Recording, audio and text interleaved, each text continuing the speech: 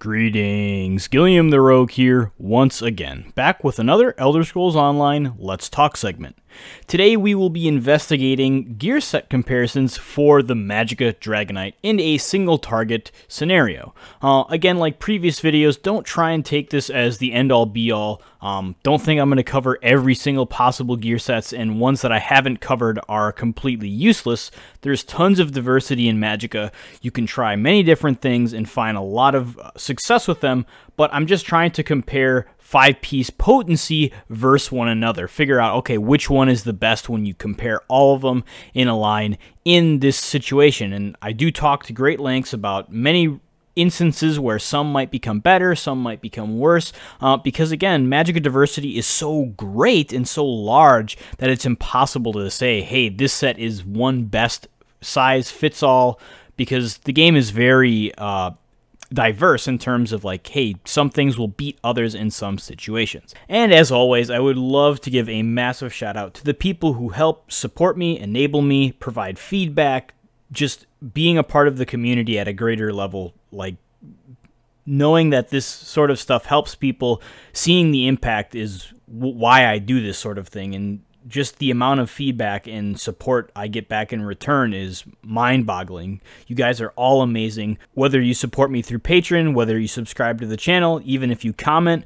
whatever it is, I appreciate it all and love each and every one of you. Thank you so much for allowing me to do this and being a part of something great and helping leave an impact, a positive one at that, on the community so that we can all love and grow this game together. But let's get into the video. Hope you guys enjoy. As mentioned in the intro, we will be examining gear choices for the Magicka Dragonknight. All of the gear that I'll be covering is Twiceborn Star, Julianos, Elegance. We won't be looking at War Maiden because we don't have any specific magic damage abilities. And then Sun and Burning Spellweave. So we'll be examining quite a few. I kind of already know what's going to do the best. I won't say, so you can find out for yourself. But the really cool thing about the Dragonknight is that we have a lot of great options, and most of them are BoE. We have just really, really strong setups, and a lot of them are very close, but they boast different strengths in different areas. And again, since we're a Magicka build, we have a lot of diversity. I'll start with parameters. We are running... The 5 pieces are going to be our changed variable, and then we'll be running controlled variables, which are the ones that we're keeping static. And that is Grothdar for our 2-piece, medium and heavy, so we activate the 5/1/1 bonus for Undaunted. You could do 7 light for more sustain, but in this I'm going to keep things simple. I'm running 3 Moondancer jewelry, and I have 1 Moondancer staff, so it's activated on our back bar, and then a Maelstrom Inferno sharpened. Both staves are sharpened. I've changed my CP accordingly to fit for solo application, so I don't have any extra penetration. It's just light armor, passive concentration, sharpened, and then major breach from running Elemental Drain. So I've changed my CP accordingly. We'll look at that really quick. 34 Thaumaturge, 16 Staff Expert, 40 Master at Arms, 31 Spell Erosion, 49 Elemental Expert, and 40 Elfborn. This is ideal for our stats. So that covers gear. There is one variation. I won't be examining it, but I will be talking about it to great lengths, and that is using a Lightning Staff on our back bar over a Moondancer Staff. You'd ideally do this in large AoE situations to get that 8% AoE damage, so if you're fighting trash or a boss fight with so many adds that you have to kill, you're going to want to do that so that you can activate bonuses. So if you're using a spammable or a lightning heavy attack, that's going to be important. And especially with the Elegance setup as a Dragonknight, furthermore, heavy attacking is a really viable build option for us, where instead of running a spammable, we just run heavy attacks. So that is something to keep in mind. I will not be testing that specifically because I want to keep things consistent in comparison. I don't want to change up a rotation and run a completely different build, because that changes how gear interacts, and that would require even more testing, and I'm already going to put like 4 or 5 hours into this, so I don't really want to double that sort of thing. But I do know the mathematics behind it, and I can talk about the strengths when we get there.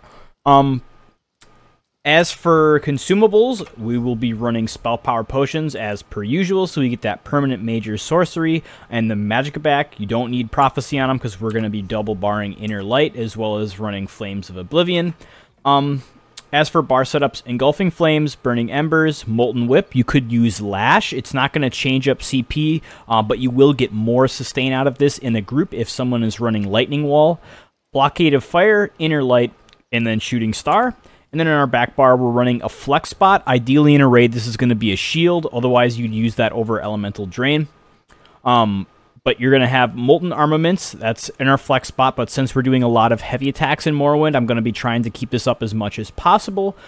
Flames of Oblivion, Eruption, Elemental Drain to ensure I have Major Breach, Magicka Steel, and the Ancient Knowledge passive, Inner Light, and then Standard of Might. So if you didn't have Elemental Drain, you would need to run a Destruction Staff ability in order for you to retain that passive. So you could put Destructive Touch here. You're probably not going to be casting this because it's pretty weak, even as a Dragonknight. You wouldn't really use Elemental Ring. You'd be better off heavy attacking. And we already have Blockade on our front bar, so there's nothing else we could put there except Shock Touch, really, or Flame Clench. But you wouldn't be casting that, but just remember, you need to keep the Ancient Knowledge passive in actual combat. But since I'm solo, I'm going to be running Drain for myself.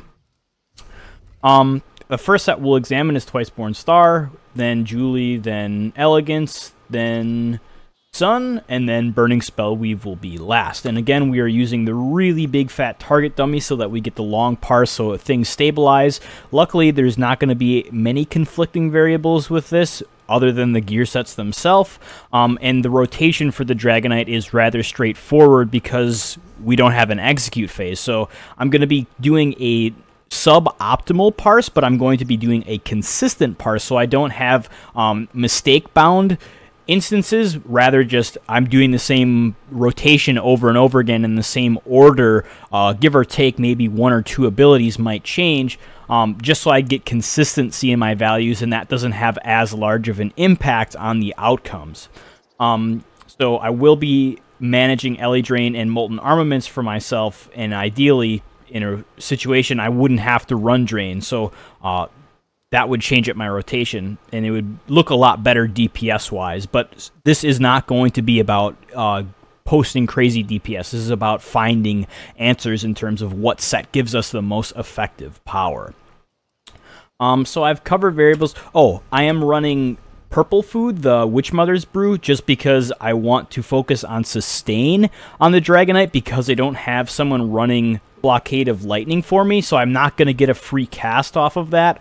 And the food that we use doesn't really change our CP much. Granted, we are going to be running pretty low health. You would have to change that, but again, you could take points out of the Magicka attribute and put them into health, and you wouldn't have to worry about your CP changing because that's an independent instance. Magicka scales with abilities the same way, and removing Magicka doesn't mean that some abilities change in importance. They're all losing or gaining the same value based on their coefficient sort of thing, and that doesn't interact with percent modifiers in the CP system. So that's just something to talk about and keep in mind.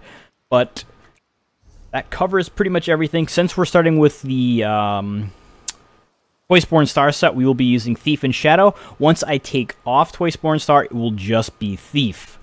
So that covers pretty much everything in terms of variables and whatnot. And then, as per usual, I'll be speeding up through the parse and then talking about the gear sets themselves, like their pros and cons as the parse happens, and then talking a little bit about the parse at the end. But I guess let's get right into it. Coming in first, we have the classic Twiceborn Star. Again, a pretty strong set for a crafted set. As for pros, it's crafted. It means you can customize it, you can get it relatively easily, you can have a buddy make it for you, you can buy it off of some guild traders if you're lucky to find it.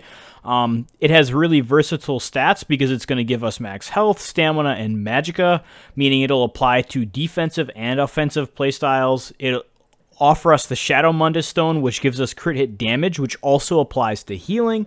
It's very beginner friendly because it has that extra health and stamina, so if you're newer, you're probably going to take more punishment, so having that extra stam and health will allow you to kind of shrug off more punishment.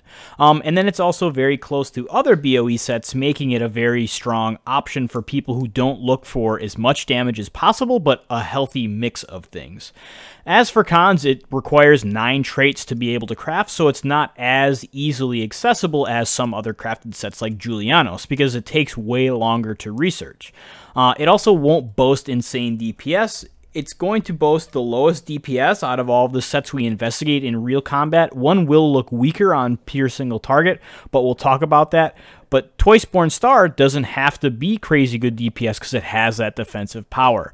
The last thing is that it enables operational DPS. Because it's giving us the Shadow Mundus Stone, that means we have to crit in order for that Shadow crit hit damage to gain effectiveness. So if we're doing stuff like Maelstrom Arena or a Burst Parse and we don't get the crits and we're not lucky enough, we're effectively not getting a 5-piece for that damage attack, meaning it's not as good for solo content as other sets would be, although it will have that extra health and stamina. Next, we have Julianos, another set that you can't go wrong with. It's just really, really versatile. Pros, again, crafted set. You can have it in a lot of really cool styles. It's easy to make, and it only takes 6 traits instead of 9, so a lot of people can craft it. The other thing is it also has versatile stats. It's going to give us a lot of spell crit, which is really, really strong, especially on the Dragonknight, because we don't have a lot of built-in crit. So we need crit a little bit more than other classes to kind of get us more in line with endgame content, so that we can get a healthier pool of it. The other thing is that spell damage is going to apply to healing and damage, so we don't have to give up defensive power. We can have that healing. It has loads of crit, which I already talked about, which really, really helps in long fights, especially like these target dummies or halls of fabrication. And crit, the more enemies you're attacking, the more chance crit has to apply, so it's really, really strong for that too. The 5-piece is always going to be in effect as well, aside from damage shields, meaning everything in our kit other than the shields are going to get that bonus, which is really, really helpful. As for cons, it's going to have a low DPS ceiling. As it's crafted, it's easy to get, so it shouldn't boast anything crazy. And then the other thing is that this will look a little bit weaker than it will on the Magicka Nightblade because we don't have as much crit hit damage as them, so we're not gaining as much power, but it's still very, very strong as a beginner set. Here we see the Parse. You can look through it, nothing too out of the ordinary. We can see buff times. I have like 95 to 99% uptime on everything else. Okay, now we have Elegance, a set that I was really, really hoping to do well on the Dragonknight, but it's not going to be as strong as hoped for. Pros, this set works really well with the Morrowind meta because heavy attacks and light attacks got buffed. So light attacks do more damage, heavy attacks deal slightly less damage, but are faster, restore more resources. They're very, very common. You can make a build around it and do very, very well. BOE set, easy to farm. It sucks to farm any gear in the game, but it's BOE. You can buy some pieces, you can have a buddy join you, it doesn't really matter. That, and it works very, very efficiently with easy-to-use builds. So if you can't do complex 50-button rotations, then guess what? You can hold left-click and do some pretty stellar DPS for it. Cons, it can be expensive to buy if you're going to go that route. It has really strange diminishing returns when paired with the DK's Molten armaments. We get 40% bonus from Molten and then 20% from Elegant. However, we're not going to get the full 20% from Elegant because of diminishing returns. I'm not sure if it's intended or not, but this set turned out to be quite weak in terms of single target DPS. It's still very, very powerful in AoE with a lightning staff though. And then the last thing is that this will limit our rotation diversity. If you're going with a more classic rotation like we do in the Parse, it's not going to be that good because we're doing a lot of abilities instead of just light and heavy attacking. But if you're doing an easier to use build with you just holding left click with a lightning staff, it's going to be way better. So don't use this set all the time unless you're looking for something a little bit easier. We see the Parse at just under 31k DPS in an AoE Parse, or if I used a lightning staff instead of a Inferno staff, this set would look way better. So don't think that this set sucks on a Dragonknight. It's still really good, but we have better options. Next is Burning Spellweave, a really, really popular set that was around for a while. It did get nerfed not into Oblivion for the Dragonknight, but for pretty much everyone else, it's not really an option. But pros, this set has great burst potential, 525 spell damage for 8 seconds, and we applied the burning status effect while active, meaning our Wall of Elements will do 20% more damage as well as anyone else in the group. So it has some group utility that people overlook. The next is it has a pretty high uptime on the Dragonknight. We're going to see 60 to 66%, 66.6667, blah, blah, blah, is the maximum efficiency. So anything above 60 on the Dragonknight is pretty standard. And then it also has a really nice 2 through 4 piece. Gives us Magicka, spell damage, and crit, which is super helpful. Cons, farming dungeons sucks. Well known. Got to get perfect gold Divine's gear. That really is a pain in the ass sometimes. You can do it with a buddy to make it a little bit easier. Other thing is that, again, this set is only going to be good on Dragonites after the nerfs, because that spell damage and that lower proc rate means if you aren't pumping out tons and tons of flame attacks, it's not going to be up as much. And then the last thing is that this set will have an extremely low uptime on high mobility fights, where you have to be more defensive or move around more, because you can't just sit there and spam flame attacks and get procs like crazy. So don't use this in places like Halls of Fabrication as much because of that. If we see the parse, it did pretty well, 31k, just under 32k, literally 7 DPS under. Buff uptimes are all there, really in line. I really like this set for long-winded fights where we're not having too many movements, there's not a lot of mechanics, and there's going to be ads sitting in it. But next is Sun, a really powerful set that kind of rose up in importance in Morrowind. If we look at pros, it boasts the highest single target DPS for a BOE set, and just in general for us in terms of pure single target. It doesn't mean it will be best DPS overall, but the other thing is that it works well in PvP and PvE for the Dragonknight, because it has that extra health, gives us tons of flame damage on all of our flame attacks, and as a Dragonknight, that's what we're going to be doing primarily in single target. Next is that this max health bonus is actually good in Morrowind. Before, Sun was laughed at because it had max health. You're like, bah, garbage, get that out of my face. Now we use Witchmother's Brew much more frequently because sustain is important and it's brutal on a Dragonknight. So gaining that health that we lose instead of having to buy stat food with health and Magicka, that really helps get us back to the 18k health mark. The other thing is it's BOE, meaning it's easy to farm or buy. As for cons, the 5-piece doesn't apply to healing, meaning it's going to be offensive instead of defensive. It doesn't apply to all damage types, meaning you're not going to be doing too hot if you have a lightning staff off bar and are doing heavy attacks. It begins to falter in some instances. As I said, if we're using multiple element types, it's not going to be that good. If you're in a group that's using a lot of like conduit synergies or something of the sort, not going to be that good either. It can be extremely expensive to buy, and again, only good on a Dragonknight because they're the only class with pure flame damage. No other class has that, meaning it's going to be very diminished, similarly to War Maidens. Here we can see the buff up times, the DPS, 32.2k DPS, really, really strong, and it has that health, so great. But now let's talk more about it. With that, we've covered all of the sets that I talked about that we would be covering for the Magicka Dragonknight, and we've found, not to my surprise, that Sun is winning. The reason why Sun is so powerful now is because Burning Spellweave got nerfed. Sun wasn't that great because it had a health bonus. It still does. However, due to Sustain being important and Witchmother's Brew being a good option, it having that extra health bonus actually makes it more enticing than it did before. The other thing is that we're getting a flat 400 spell damage out of it, compared to Burning Spellweave, which kind of fluctuates. In the parse that we did have Burning Spellweave, it was up 61% of the time. And if we just go to a calculator, 525 spell damage times 0.61 is only 320 spell damage. So we were losing out on 80 spell damage in terms of longevity, because of that refractory phase in terms of it's not up as much as it used to be. So Burning Spellweave has been just kind of nerfed into the ground, but it doesn't mean that it's awful. Burning Spellweave still will win in some circumstances, especially shorter fights like Maw of Lorcage, where you're kind of just able to sit still, you're hitting so many adds with like Blockade of Fire or Hard Mode Rakat, where that uptime is going to see a much higher rate because there are more adds sitting in your abilities, so Burning Spellweave procs more frequently, and then it's going to equalize a little bit with Sun, because instead of having that health bonus, it has a crit bonus, which will make it even stronger.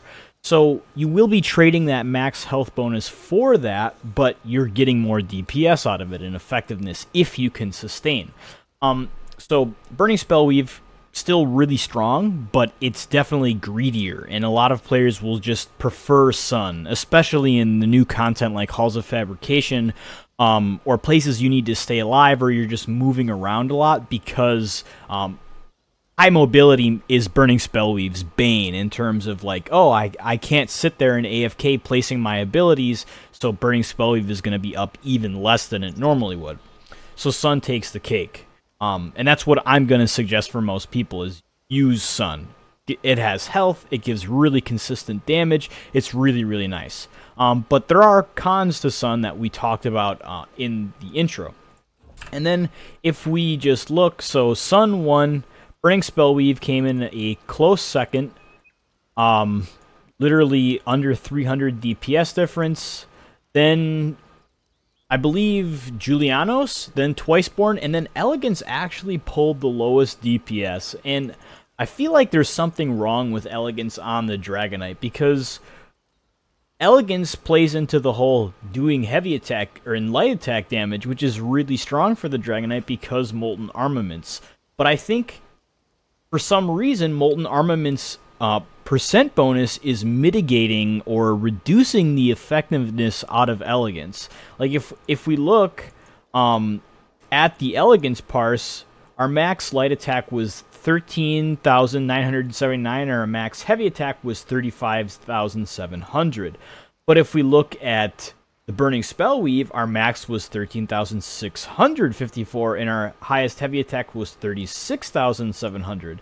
So for some reason, Burning Spellweave, and even Sun for that matter, are posting higher heavy attack damage than Elegance, which doesn't make any sense if you look at the math. The math is like, hey, I have 20% bonus to these attacks, but they're being outdone by flat spell damage. So something's wrong with Elegance on the Dragonknight. I think having too many percent modifiers might be fucking that up. However, it still will win in heavy attack situations, because with a lightning staff, like if I put on a lightning staff, I can't proc Burning Spellweave. If I'm wearing Sun, I'm not getting any bonus to it. So Elegance will win compared to Julianos or Twiceborn, but then I will also be losing out on effectiveness of other things.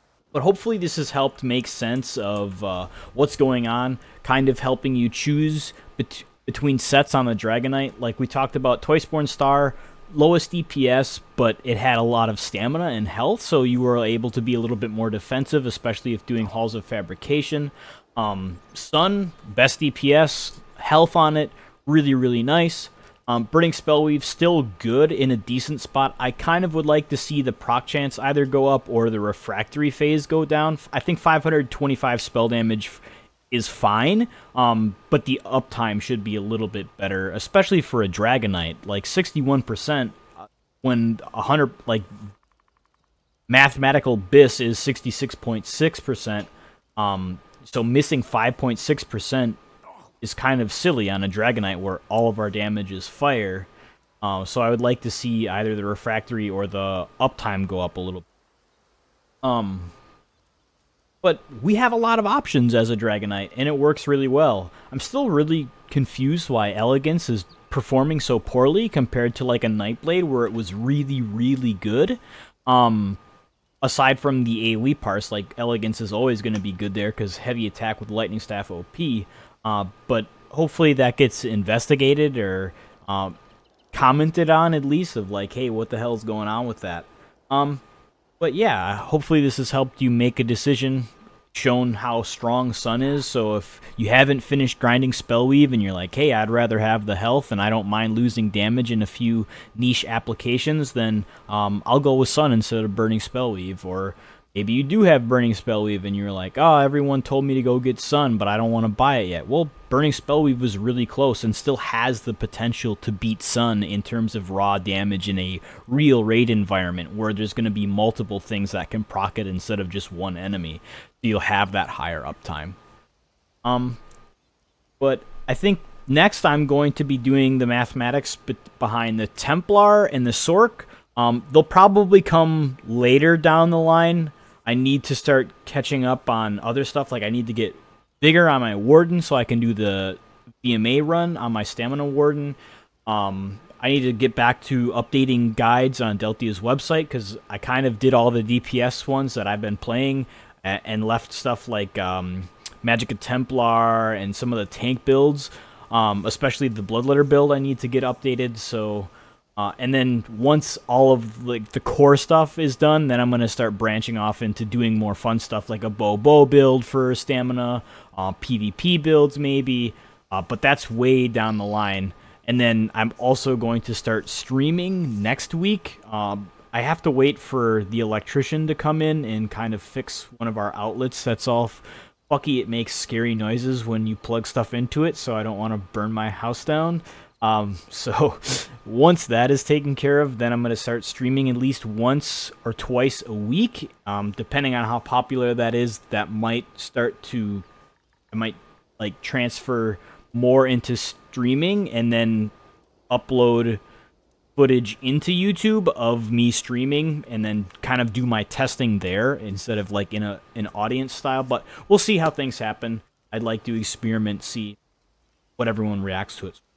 But yeah, hopefully that gives you an idea of what the future will hold in terms of the channel, what I plan on doing and stuff. And as always, thank you so much for watching, and everyone who's helped me make this video possible. Really, really appreciate all the support. You guys are fucking awesome. But until next time, I will see you guys around. If you've liked the content in this video, consider pledging at my Patreon. The community's interest and support ensure that I can keep making content as well as looking for ways to improve. To those who already have, I truly appreciate all the support, discussion, and encouragement you all give. You are amazing. If you have feedback for this video, drop a comment below, give me a thumbs up or a thumbs down, or subscribe to the channel. Other than that, I will see you guys next time.